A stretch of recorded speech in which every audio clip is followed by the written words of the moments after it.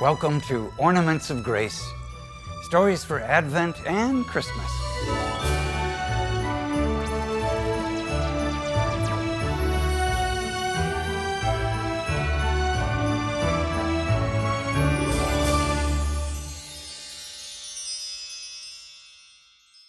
From the Gospel of John. But to those who did accept him, he gave power to become children of God, to those who believe in his name, who were born not by natural generation, nor by human choice, nor by a man's decision, but of God.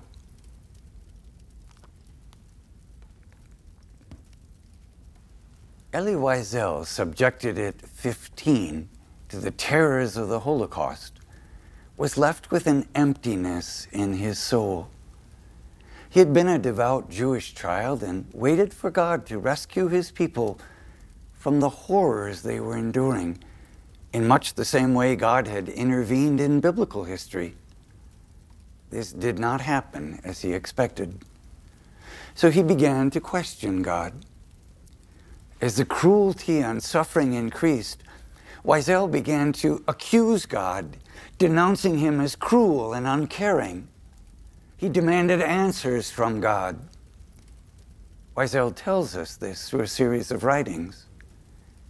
Gradually, he is ready to forgive God, knowing he cannot understand the mind of God. This kind of faith, he says, is not a resignation to accept evil. We have to work against it. Over the years, Elie continues to question, even though his relationship with God has changed dramatically. After years of searching for answers, Elie concludes that there are no answers. For him, life is a journey filled with questions. In faith, we continue journeying, even if God answers in silence. As his journey continued, Wiesel knew he was a child of God, not from being born a Jew, but through God's own power. He was a social activist, pleading for Jews and all humanity in danger. He spent his life for others. When President Reagan presented him with the Congressional Gold Medal in 1984, Wiesel summarized his life this way: I have learned that suffering confers no privileges. It depends on what one does with it. This is why survivors have tried to teach their contemporaries to build on ruins, how to invent hope in a world that offers none, how to proclaim faith. Elie Wiesel witnessed, among many horrors, 2 Jewish men and a Jewish boy hanged alongside one another. The men died quickly, but the boy's weight wasn't enough to snap his neck quickly when the chairs upon which they had been standing were pushed out from under them. So the boy died in slow agony before Elie's eyes. He asked, "Where is God now? Where is God now?" It's a question often asked by those who are in extreme suffering or whose loved ones are suffering.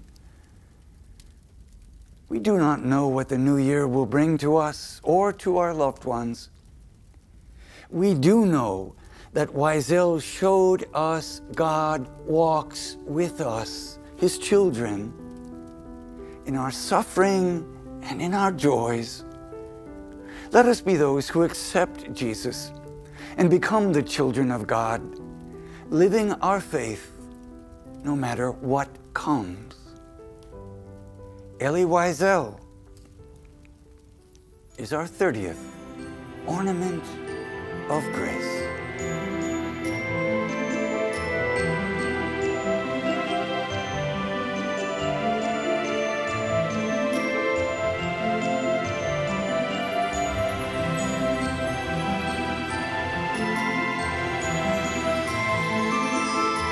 To those who did accept him, he gave power to become children of God, to those who believe in his name, who were born not by natural generation, nor by human choice, nor by a man's decision, but of God. Observing the beautiful ornaments, have you questioned God as Elie Wiesel did during horrific times? And do you believe God hears you, even if he seems silent? Do you trust enough to walk in the power of being God's child, not knowing the future?